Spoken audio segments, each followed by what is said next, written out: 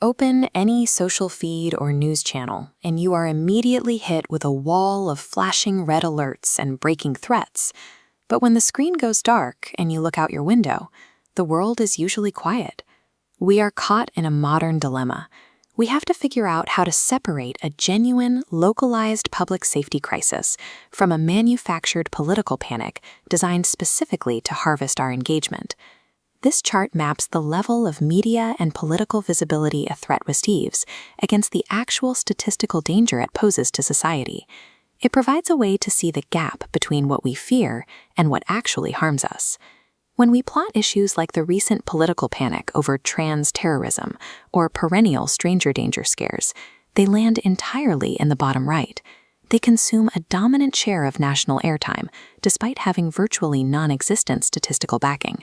Then look at the top left. This is where systemic abuses, like the child abuse rings operating inside the secretive 2x2 religious sect or the Colorado City cults, live.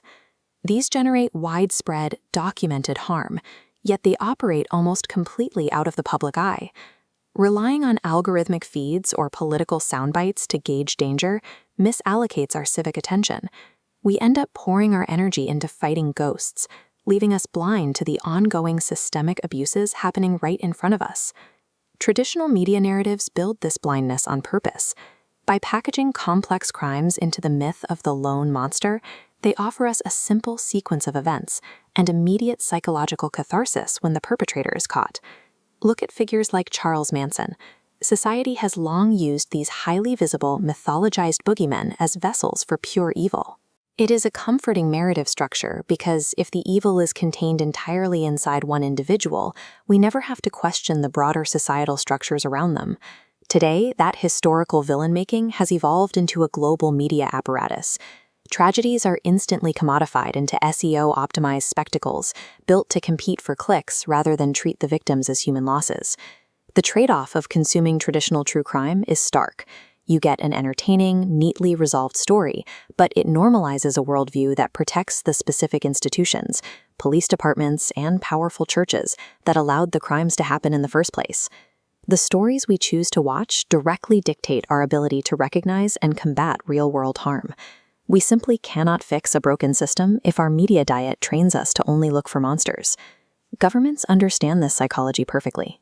They have a long historical playbook of manufacturing panics by linking marginalized identities to fabricated national security threats.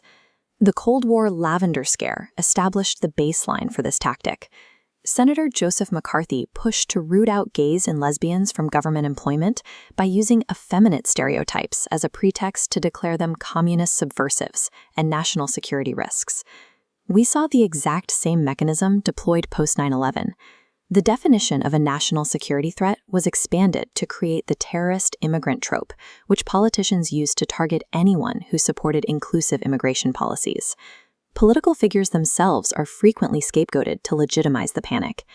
Openly gay Congressman Barney Frank was blamed by conservative commentators for the 9/11 attacks because he fought to end the McCarthy-era exclusions in immigration law. His identity was weaponized to shift blame away from broad, systemic intelligence failures. This chart shows the percentage of mass shooters who identify as transgender. Estimates from the Gun Violence Archive place the figure between 0.05 and 1% of perpetrators. The extensive political rhetoric surrounding this topic operates in total defiance of the statistical reality. Psychologists call this probability neglect. When politicians and media platforms fixate heavily on highly publicized worst-case scenarios, they trick the public into ignoring statistical reality and accepting extreme state surveillance. Manufactured panics exploit vulnerable outgroups to bypass constitutional protections under the guise of terrorism exceptionalism. They erode civil liberties while offering exactly zero actual public safety.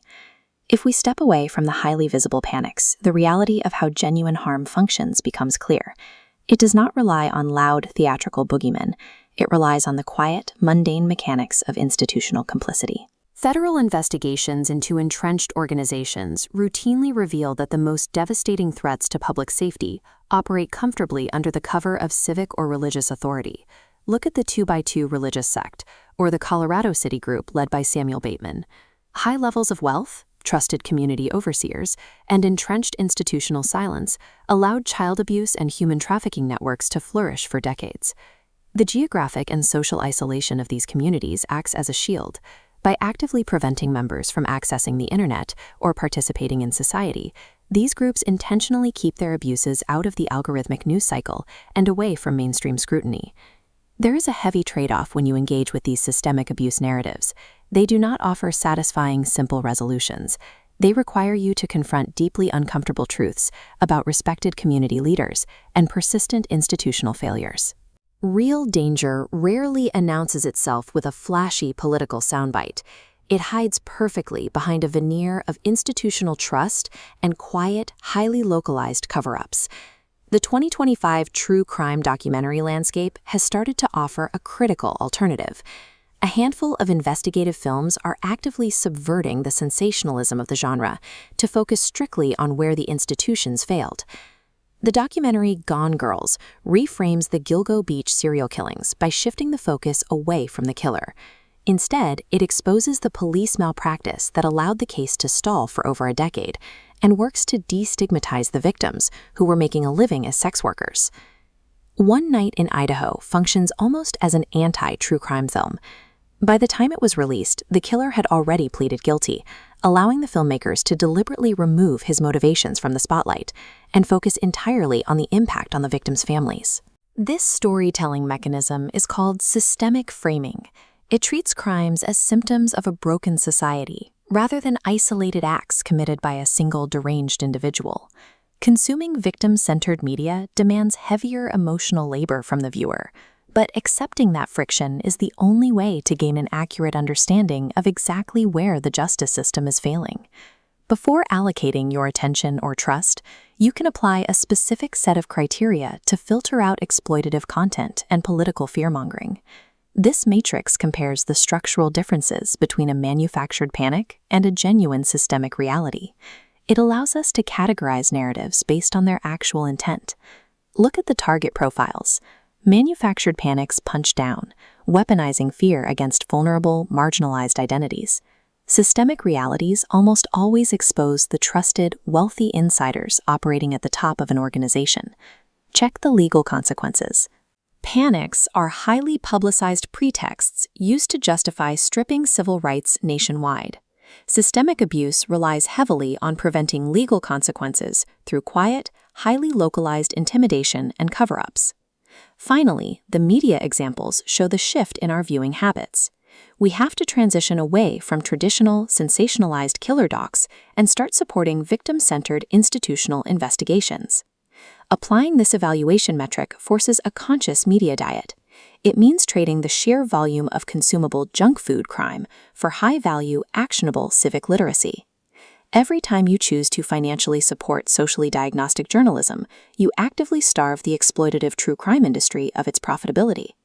We have to confront the banal, everyday reality of corporate or institutional harm. Examining cases like the 1982 Tylenol murders forces us to disrupt the illusion that threats only come from marginalized outsiders. For the civic-minded observer, the choice is equally clear. Rejecting probability neglect preserves your civic trust. It ensures you save your legislative power and voting capital for actual, data-backed structural issues, rather than throwing them away on manufactured hysteria. When the chaotic noise of fear-mongering is stripped away, it leaves behind a legible map of the structures that dictate our laws and safety. True justice, both on our screens and in our courts, requires a change in focus. It begins with the decision to stop chasing the artificial boogeymen manufactured to distract us and start holding the invisible, powerful systems around us accountable.